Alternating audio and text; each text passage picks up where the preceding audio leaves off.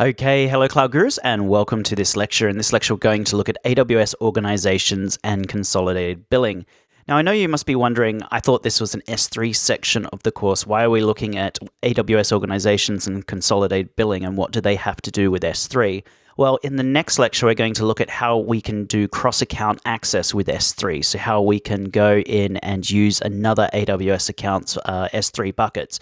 But the only way we can enable that is by turning on AWS Organizations. So I want to just spend this lecture telling you what AWS Organizations is and how consolidated billing works. And then in the next lecture, we'll go back to S3. So what is AWS Organizations? It's an account management service that enables you to consolidate multiple AWS accounts into an organization that you create and centrally manage. So let's have a look up here. So we've got our organization, and this could be the company that you work for. Then we have our root AWS account. This is our master account, and best practices is we use this for billing only. We don't deploy any resources in there. And then within our organization, we have OUs, or organizational units. So this might be our finance department. This might be our developers. And this might be our production developers, or this could be our production account, and this could be our test and dev developers. This could be test, this could be dev, this could be UAT, etc., etc. And the way you apply permissions is by using policies. So just like what we do in IAM, we apply a policy document, and then that policy will then be inherited. So if we apply this policy here to this organizational unit, and perhaps this is our finance team, and we don't want our finance team using something like EC2, so we say, hey, let's block EC2 to the entire finance team. That will then trickle down to all the other AWS accounts and organizational units underneath it. So that's all AWS Organizations is. It allows you to have multiple AWS accounts and be able to centrally manage them. You can also do consolidated billing. This is essentially where all your accounts, the fundamental principle behind pricing with AWS is the more that you use, the less that you pay. So if you look at S3 storage, for example, the more storage you use, the less and less you pay. It comes down in price. Now, when you use consolidated billing with AWS Organizations, it takes into account the aggregate of all of your accounts. So the more you use an S3 across the entire organization, the less that you pay. So typically what we'll do is we'll have a paying account in here. This is independent, and we would want it to not be able to access resources of the other accounts. Then we have our linked accounts. We've got our test and dev, our production, our back office, and these are all going to be independent. And then you add up the cost of all of these different accounts, and then your bill is going to be just say over 10,000, but you're getting the best price possible because you're consolidating your bill under one bill. So the advantages of consolidated billing is it's one bill per AWS account. It's very easy to track charges and allocate costs, and you get volume pricing discount. So why don't we go ahead now and have a look at how we can set up AWS Organizations. You will need 2 AWS accounts for this in order to do it. You don't have to do this. You can just watch my video. It just means that if you don't have it set up, you won't be able to do the next lecture, which is how you do cross-account access using S3. But again, you don't necessarily have to know how to do it. It is a popular exam topic, however. So you need to know the 3 different ways in which you can do that. But we'll cover that off in the next lecture. So this is a lab, and you will need to log into the AWS console. Okay, so I'm going to log into my first account. It's just called A Cloud Guru Account A, and that's at A Cloud Guru. And I'm going to go ahead and hit next, type in my password. Now this is a brand new account that I just set up a few minutes ago. And what I'm going to do is I'm going to go over to services, and you'll be able to find organizations here. So if we just do a search for organizations, it's under the management and governance.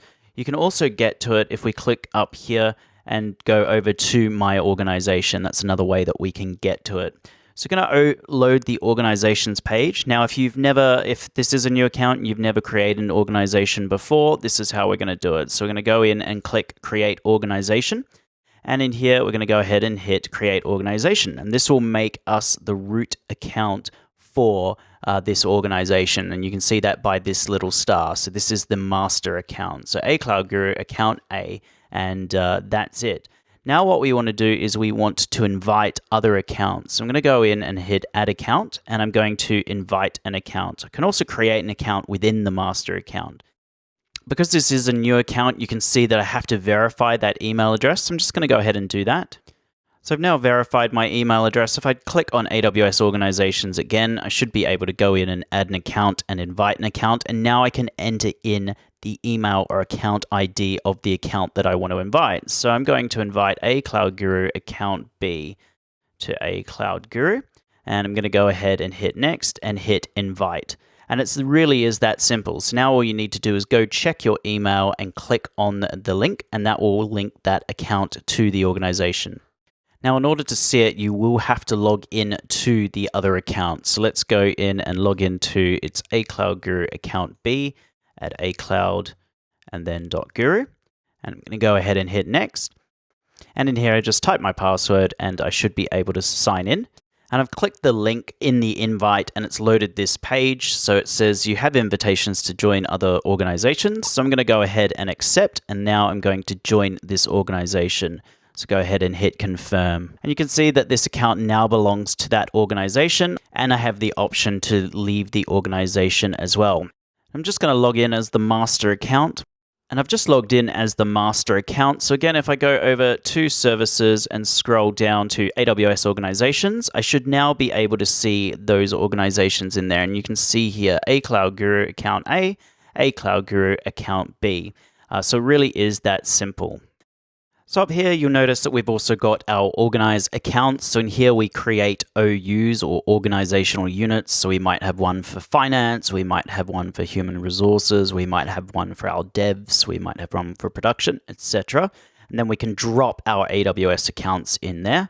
And in here, we've got our different AWS policies, and we can actually apply policies to organizational units or to accounts and restrict access. So we could say, hey, I don't want people in my dev account using S3, or I don't want people in the finance team using EC2. And you do that through a service control policy, very similar to how we use IAM and apply policies to our users, groups, and roles. In AWS Organizations, we apply service control policies to our organizational units or to our individual accounts, and then we can restrict access to what those AWS accounts can do. So let's go on to my exam tips. So onto my exam tips and some best practices with AWS Organizations. Just remember to always enable multi-factor authentication on the root account. You should always use a strong and complex password on the root account. The paying account should be used for billing purposes only. Do not deploy resources into the paying account, and the paying account is simply the root account or master account. And then we enable or disable AWS services using service control policies or SCP. And we do this either on an organizational unit basis or on individual accounts. So if you don't want the finance team spinning up EC2 instances, you disable EC2 instances using service control policies. So that is it for this lecture, everyone. If you have any questions, please let me know. If not, feel free to move on to the next lecture where we're going to look at how we can use S3 buckets across multiple AWS accounts.